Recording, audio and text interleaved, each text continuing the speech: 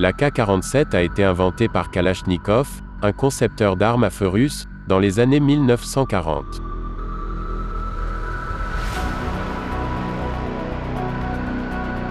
C'est le fusil d'assaut le plus utilisé au monde.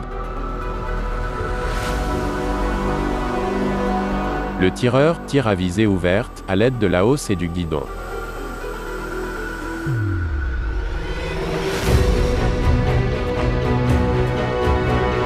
La hausse est disponible en version 800 et 1000 mètres.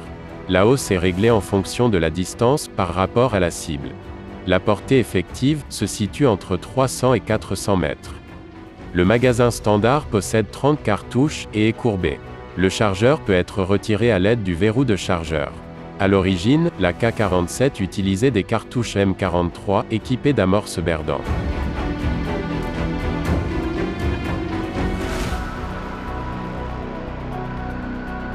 Le levier de sécurité est utilisé pour sécuriser l'arme à feu.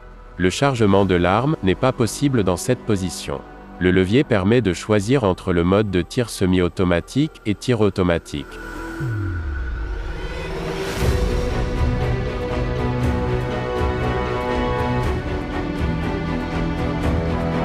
En position centrale, le levier bloque la gâchette mobile. En position haute, la détente et la gâchette mobile sont bloquées. En position basse, la détente et la gâchette mobile peuvent se déplacer librement. Dès que la détente est pressée, le marteau est relâché. La gâchette mobile attrape le marteau après le tir. La détente doit être relâchée avant qu'un autre coup de feu puisse être tiré. Le marteau est alors immédiatement attrapé par la détente et l'arme est prête à tirer à nouveau. En mode de tir automatique, le marteau peut se déplacer librement jusqu'à ce que la détente soit relâchée. AK-47 et AKM sont des fusils d'assaut avec une tête de culasse rotative. Ici, la tête de culasse tourne pour se verrouiller et se déverrouiller à l'aide de 2 tenons de verrouillage.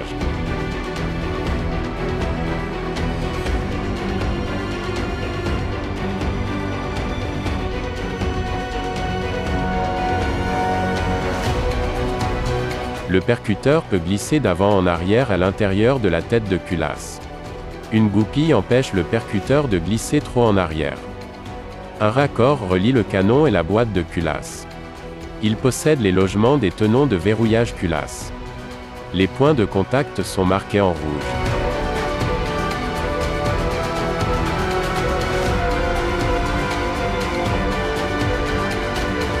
Lorsque la culasse tourne, elle est déverrouillée, de sorte qu'elle peut glisser dans les deux sens.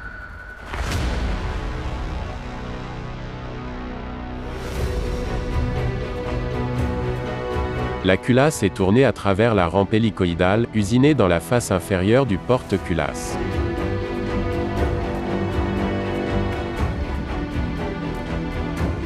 Dès que le porte-culasse se déplace, la culasse pivote.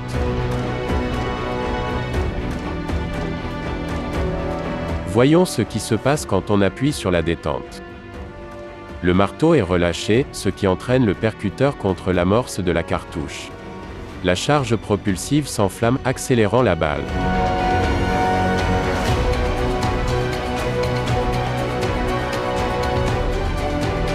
Le piston est repoussé par la pression du gaz. C'est la raison pour laquelle ce type de rechargement est appelé « rechargement par emprunt de gaz ». Jetons-y un autre coup d'œil. Le piston est relié au porte-culasse, de sorte que le porte-culasse est repoussé vers l'arrière, déverrouillant la culasse et la déplaçant vers l'arrière. À l'aide de l'extracteur, la culasse verrouille l'étui et l'éjecte à travers l'éjecteur.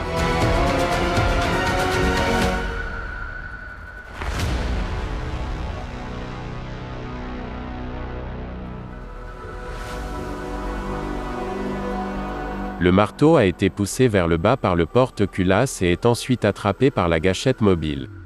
Le ressort récupérateur comprimé pousse le porte-culasse vers l'avant. Ceci provoque l'introduction d'une nouvelle cartouche dans la chambre par la culasse.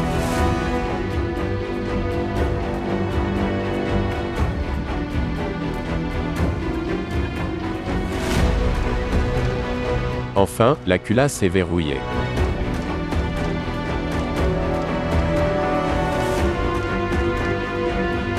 Dès que la détente est relâchée, le fusil est prêt à tirer à nouveau.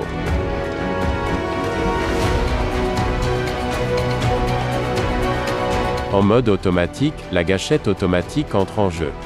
La gâchette automatique s'assure que la culasse est verrouillée avant que le marteau n'appuie sur le percuteur.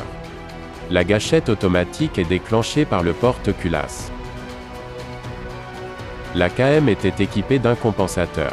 La pression du gaz provenant du canon pousse l'arme vers la gauche, empêchant la remontée indésirable de l'arme à feu.